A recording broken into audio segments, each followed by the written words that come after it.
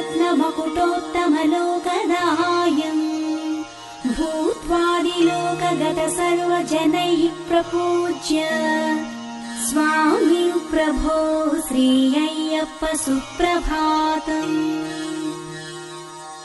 ऋष्यादिसिद्धगणपूजितपादपीठ रूकारमन्त्रघटितैर्मनुविस्कुतार्य लक्ष्मीप्रधाननिरताखिललोकवन्द्य स्वामी प्रभो श्री अय्यप्प सुप्रभातम्।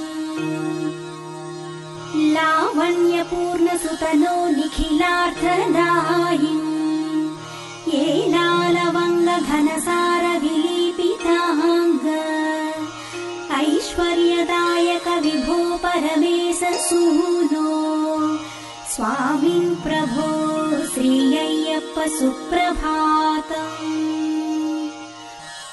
ओंकाररूप नटरक्षणबद्ध दीक्षा औन्नत्यदायक गणेश गुहादिसेव्या अम्भोज बिल्व तुलसीदल पूज्यमाना स्वामी प्रभो श्री अय्यप्प सुप्रभातम्।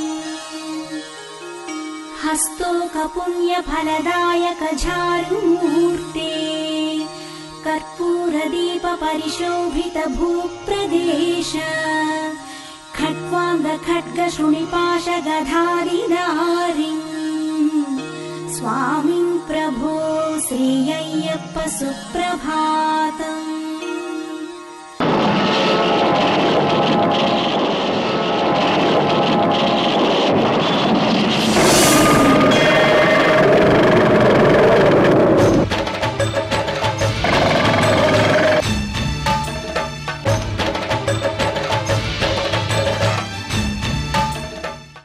నృసింహ చరిత్ర వివిధ పురాణములలో వివిధ రకములుగా వర్ణించబట్టం జరిగింది.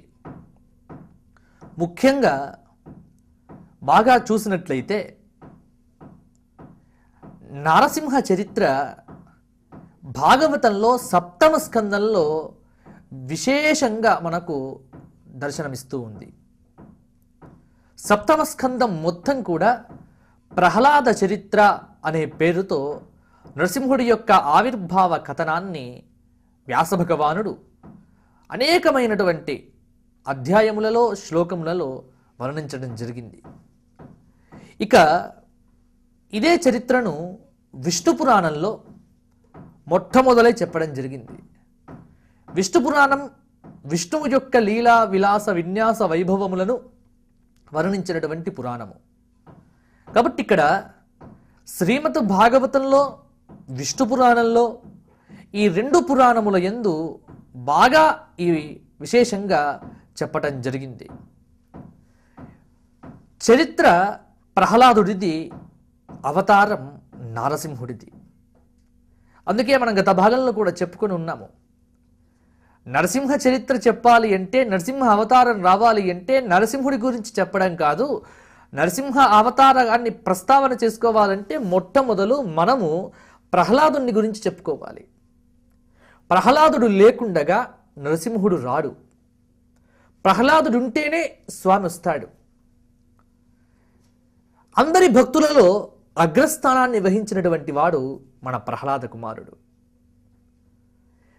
ఇక్కడ భాగవత పురాణం ప్రకారం మనం చూసినట్లయితే నరసింహ చరిత్ర రావటానికి గల, నరసింహ అవతారం రావటానికి గల కారణాలను ఇక్కడ చూపిస్తూ, నరసింహ అవతారం ప్రధానంగా వచ్చింది అంటే అది కేవలం సంఘర్షణ. ఎవరికి సంఘర్షణ?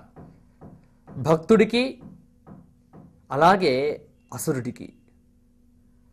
భగవంతుణ్ణి ఏకాగ్రంగా కొలిచేటువంటి భక్తుడు ప్రహ్లాదుడైతే, భగవంతుణ్ణి ద్వేషించేటువంటి అసుర ప్రకృతి కలిగినటువంటి వాడు హిరణ్యకశిపు. హిరణ్యం అంటే బంగారం, కశిపు అంటే వస్త్రం. బంగారు వస్త్రమును ధరించినటువంటి వాడు హిరణ్యకశిపు అన్నారు. బంగారు వస్త్రం ఏమిటి? బంగారు వస్త్రాలు కట్టుకుంటాడా? కాదు. భౌతికమే ప్రధానంగా భావించేవాడు, భౌతిక ప్రపంచమే సత్యమని తలచేటువంటి వాడు, ఈ భౌతికమైనటువంటి విజ్ఞానమే అన్నింటికి మూలంగా భావించేటువంటి వాడు, దైవము మీద ఏమాత్రము విశ్వాసం లేనటువంటి వాడు. ఈ సృష్టి స్థితి లయములు జరుగుతున్నాయి అంటే అవన్నీ తన వల్లనే జరుగుతున్నాయి అని విపరీతమైన దేహాభిమానం కలిగినటువంటి వాడు, మమకారం కలిగినటువంటి వాడు, తమోగుణమే ప్రధానంగా ఉన్నటువంటి వాడు, రజోగుణమే విశేషంగా కలిగినటువంటి వాడు, ఏమాత్రము సత్వగుణం అనేటువంటిది ఎక్కడా కూడా చూపించకుండా ఉండేటువంటి వాడు. ఇటువంటి ప్రకృతి కలిగినటువంటి వాడు హిరణ్యకశిపు అన్నారు. ఇటువంటి హిరణ్యకశిపుకు పూర్తి వ్యతిరేకము ప్రహ్లాద కుమారుడు. శుద్ధ స్వభావం కలిగినటువంటి వాడు, సాత్విక స్వభావం. శుద్ధ స్వభావం అంటే రజో తమో గుణాల స్పర్శం ఏమాత్రము లేకుండగా కేవలమైనటువంటి సాత్వికత. సాత్విక గుణం ఉంటేనే భగవంతుడి యొక్క అనుగ్రహం లభిస్తుంది. రజోగుణ తమో గుణాలతో ఆవేశితమైనటువంటి మానవుడికి భగవంతుడు దూరంగా ఉంటాడు. రజోగుణం అనేది కోపాన్ని పెంచుతుంది, తమోగుణం అనేది మత్తును పెంచుతుంది. ఈ రెండు ఉన్నవాడు ఎప్పుడూ భగవంతుని దగ్గరికి వెళ్ళలేడు. కాబట్టి కేవలమైన సత్వగుణం కలిగినటువంటి వాడు, సాత్విక గుణ సంపన్నుడు మన ప్రహ్లాద కుమారుడు. అట్టి ప్రహ్లాదుడు భౌతికమే ప్రధానంగా భావన చేసేటువంటి హిరణ్యకశిపుకు పుత్రుడిగా అవతరించాడు. కాబట్టి విరుద్ధమైన స్వభావాలు రెండు ఒక చోట చేరితే ఆ రెండింటి మధ్య సంఘర్షణ తలెత్తుతుంది. విరుద్ధమైన ప్రకృతులు ఒక ఇంట్లో తండ్రి కొడుకులైనా, భార్యాభర్తలైనా, అన్నదమ్ములైనా, ఇంకెవరైనా సరే విరుద్ధమైనటువంటి ఇక్కడ స్వభావాలు కలిగినటువంటి వ్యక్తులు ఒక చోట ఉంటే కలిగేదేమిటి? ఇదే కలుగుతుంది, సంఘర్షణ కలుగుతుంది. ఆ సంఘర్షణ నుంచి ఒక మహోత్కృష్టమైనటువంటి అవతారం అనేటువంటిది రావటం జరిగింది. కాబట్టి ప్రహ్లాద చరిత్రకు మూలము ఇదే మూలము, సంఘర్షణ మూలము. ఆ సంఘర్షణనే ఇక్కడ ప్రధానంగా అవతార ఆవిర్భావానికి కారణమైంది. ముఖ్యంగా ఇక్కడ ఉన్నటువంటి విశేషం ఏంటంటే, కృష్ణ కథ వింటూ ఉంటే మనస్సుకు ఆనందం కలుగుతుంది.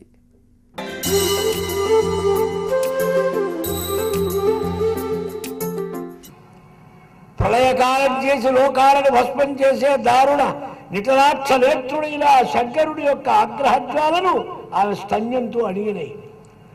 అనంత అవతారాలు ధరిస్తున్న విష్ణుమూర్తి వారు, హోంశాఖ డిపార్ట్మెంట్ వారు వారి స్తన్యం తాగి చల్లబడ్డారు. ముగ్గురు ఆడుకుంటున్నారు. అత్రి మహర్షి వారు అనుష్ఠానం చేసి వచ్చారు. అక్కడ అనుష్ఠానం జరుగుతున్నది. వారి అనుష్ఠానం జరుగుతూ ఉండగా ముగ్గురు వచ్చి ప్రత్యక్షమైనారు. గరుడ వాహనంతో విష్ణుమూర్తి, వృషభ వాహనంతో శంకరుడు, హంస వాహనంతో బ్రహ్మగారు. ఏమయ్యా, నేను ఎవరినో ఒకరిని పిలిచా కానీ మీరు ముగ్గురు వచ్చారేమిటన్నాడు ఆయన. నీ పిలుపులో మేము ముగ్గురం ఉన్నాం, 3 రూపాలు మేము ఒకటే, ముగ్గురం కాదు, నీ కోరిక తీర్చడానికి వచ్చామన్నారు బ్రహ్మ విష్ణు మహేశ్వరుడు. ఒక్కొక్క పురాణం ఒక్కొక్క వాయు పురాణం, బ్రహ్మాండ పురాణం, బ్రహ్మవైవర్త పురాణం, బ్రహ్మ పురాణం, స్కాంద పురాణం, భవిష్యోత్తర పురాణం, బ్రహ్మవైవర్త పురాణం, రకరకాలైన పురాణాలన్నిటిలో దత్తాత్రేయ చరిత్ర రకరకాలుగా వర్ణించారు. అందుకనే రామచంద్రమూర్తి వారు అరణ్యవాసానికి వెళ్ళాలంటే ప్రారంభం మొదట వెళ్ళిన ఆశ్రమం అత్రి మహర్షి వారి ఆశ్రమం. అత్రి అనసూయల సేవ చేసి వారి ఆశీర్వచనం పొంది వారి తల్లిదండ్రులు గనక రామచంద్రమూర్తి అరణ్యానికి బయలుదేరాడు. హంస రూపంగా వచ్చి సనకాది యోగులకు పరమహంస తత్వనిష్టను బోధించినటువంటి శ్రీ దత్తాత్రేయ గురుమూర్తి భారతంలో కనపడతారు. చాలా అద్భుతమైన ఘట్టాలు.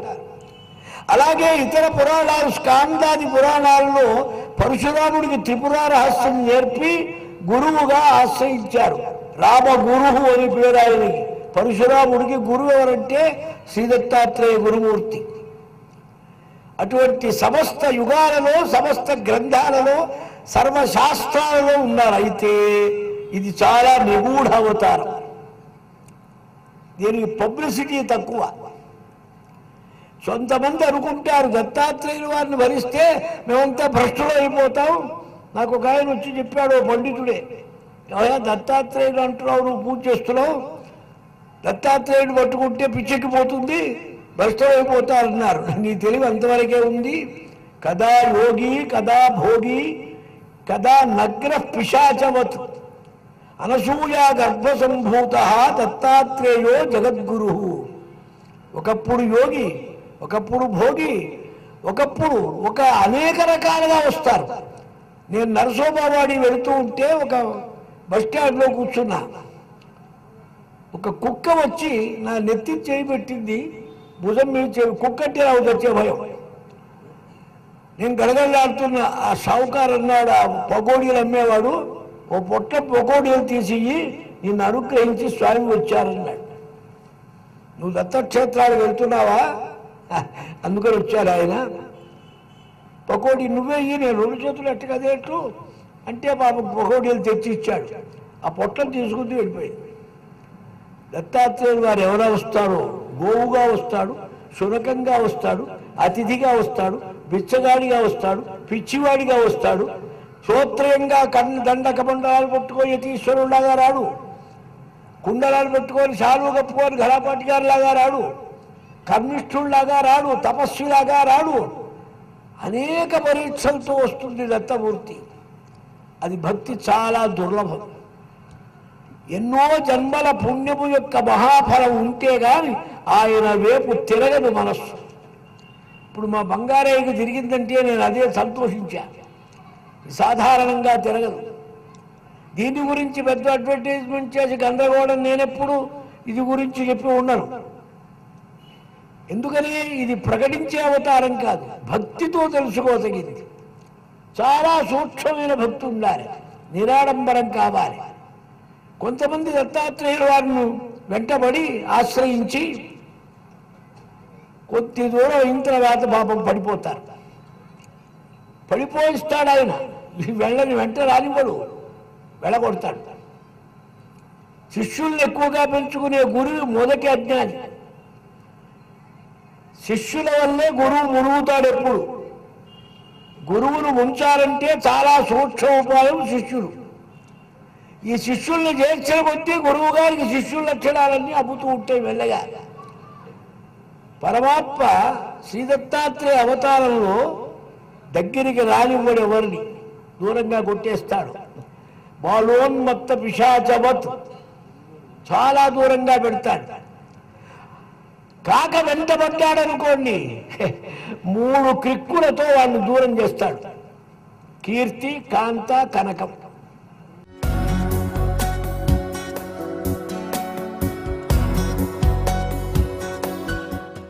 మనం ఏం చెప్పుకుంటున్నాము, మనము మన యొక్క అంతశ్చేతన అంటే సబ్కాన్షియస్ మైండ్లో చెడు ముద్రలు పడడం వల్ల, భయం అనే ముద్రలు కానీ, లేదంటే ఏదైనా ఏహ్యభావం కానీ, ఎవరన్నా కోపం కానీ, ఇవన్నీ ఏమవుతాయి, అవి మన యొక్క శరీరం మీదే వాటి యొక్క ప్రభావాన్ని చూపిస్తాయి. ఇవేంటి, అవి ఆలోచన లెవెల్లో ఉంటాయి. ఆలోచనలో ఉండే ఆ శక్తి తరంగాలుగా ఉండేవి, ఆ నెగిటివ్ ఎనర్జీస్ అన్నీ కూడా మన యొక్క శరీరాన్ని మీద దాని యొక్క ప్రభావం చూపించి మనకు ఏదో ఒక జబ్బుగా రావడం అనేది మనకు తెలుస్తుంది. కాబట్టి మనం ఏంటి, పాజిటివ్ థాట్లోకి మనం వెళ్తూ ఉంటాము. తర్వాత మనం ఏంటి, ఒక ట్రాన్స్మిటర్ లాంటి వాళ్ళం.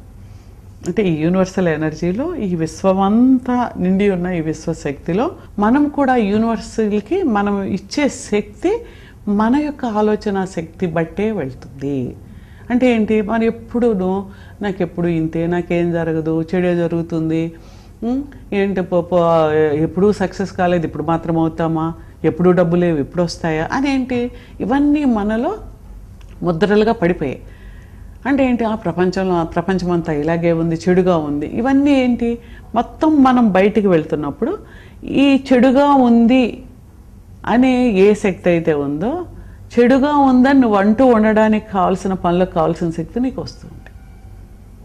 అంటే లైక్ అట్రాక్ట్స్ లైక్. మనము ఏదైతే పంపిస్తూ ఉన్నామో అదే మనం రిసీవ్ చేసుకుంటాం. అంటే ఇలాగా ఇప్పుడు మనం పక్కింటే పిన్ని గారి దగ్గరికి వెళ్ళి ఒక గ్లాసుడు షుగర్ తీసుకున్నాం అనుకోండి, మళ్ళీ ఆవిడకి ఏమి ఇస్తాం మనం? మళ్ళీ గ్లాసుడు షుగరే ఇవ్వాలి. ఆవిడ అప్పు తీర్చాలంటే ఇదే వెళ్తుంది. అంతేగాని కందిపప్పు ఇస్తే షుగర్ ఇచ్చినట్టు కాదు. కందిపప్పు నువ్వు ఇచ్చినా నువ్వు అప్పు ఇచ్చినట్టు అవుతుంది, కానీ మళ్ళీ షుగర్ ఇస్తేనే నువ్వు దాని యొక్క అప్పు తీర్చినట్టు అవుతుంది. అదేవిధంగా నీవు ఏదైతే ఇస్తున్నావో అదే యూనివర్స్ నుంచి నువ్వు అట్రాక్ట్ చేస్తూ ఉంటావు. ఈ టవర్లోంచి ఏం వెళ్తుంది? ఈ టవర్ ఏం చెప్తోంది? మనం ఏం చెప్తున్నాము? ప్రపంచం బాగాలేదు, చెడుగా ఉంది, చెత్తగా ఉంది, నెగిటివ్గా ఉంది, అసలు ప్రపంచంలో ఎవరిని నమ్మలేము, నాకంతా చెడు జరుగుతుంది, నాకేది జీవితంలో మంచి జరగలేదు అని ఒకలాంటి భావాన్ని మనం ఇస్తూ ఉన్నకొలది ఏమవుతుంది? అంత శక్తి తరంగాలే. ఈ చెడు శక్తి బయట పంపుతూ ఉన్నప్పుడు ఏంటి, అందరం అలా పంపితే ఏంటి, మొత్తం అంత పొల్యూషన్ అయిపోతుంది.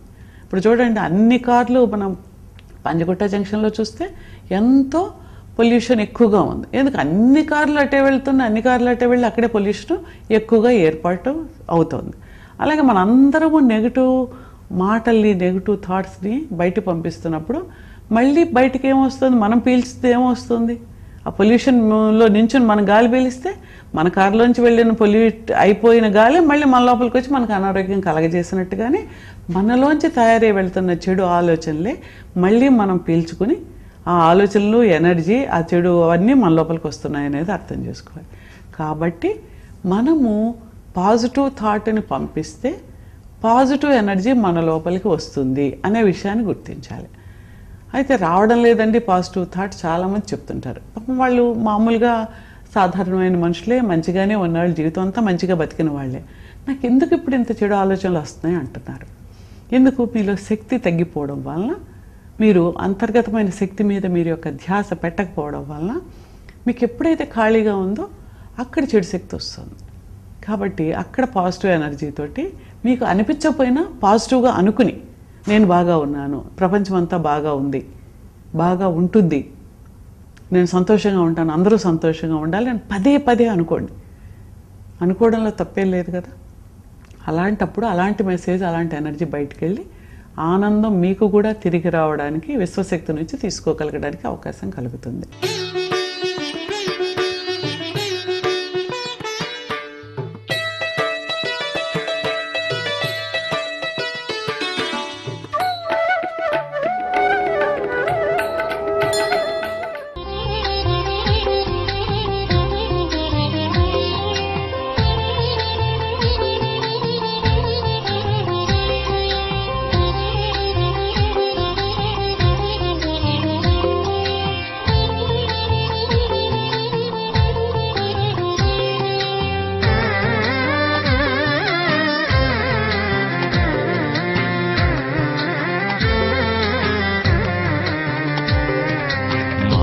మోహిని రూపుగాంచి మోహించగ శంకరుడు హరిహర సుతుడై వెలసిన స్వామి అయ్యప్ప స్వామియే.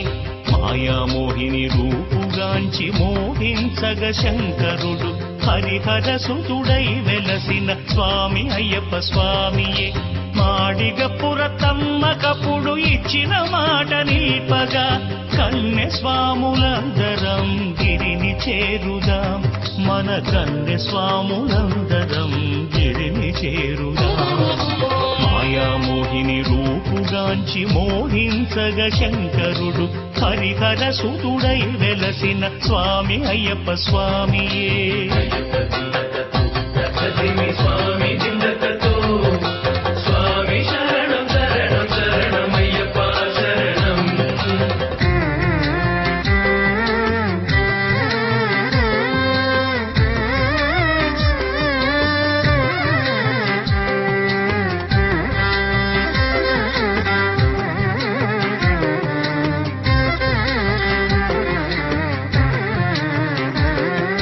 వావరు స్వామి వెలసినట్టి ఎరుమేలిని చేరుదాం, వేటలాడి భక్తి మీర పాట పాడుదాం, శంఖమూది శరణు ఘోష చేస్తూ సాగుదాం. వావ వావరు స్వామి వెలసినట్టి ఎరుమేలిని చేరుదాం వేటలాడి భక్తి మీర పాట పాడుదాం మకర జ్యోతి చూప ఆ మణికంఠుని వేడుదాం మనసు నిండ కొలువుదీరు శరణమయ్యప్ప స్వామి మనసు నిండ కొలువుదీరు శరణమయ్యప్ప మాయామోహిని రూపుగాంచి మోహించగ శంకరుడు హరిహర సుతుడై వెలసిన స్వామి అయ్యప్ప స్వామియే స్వామి జిందకతో స్వామి శరణం శరణం శరణమయ్యప్ప శరణం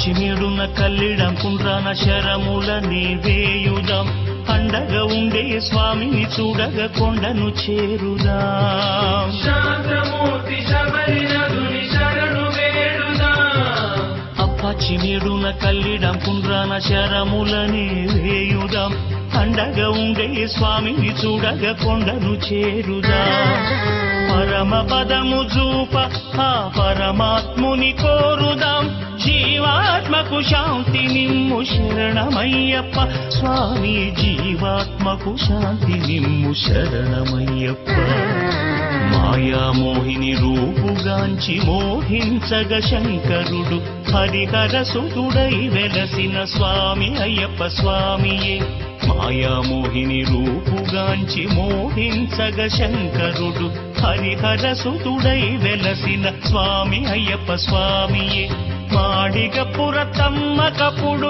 ఇచ్చిన మాట నిల్పగా కన్నె స్వాములందరం గిరిని చేరుదాం మన కన్నె స్వాములందరం గిరిని చేరుదాం మాయామోహిని రూపుగాంచి మోహించగ శంకరుడు హరిహర సుతుడై వెలసిన స్వామి అయ్యప్ప స్వామియే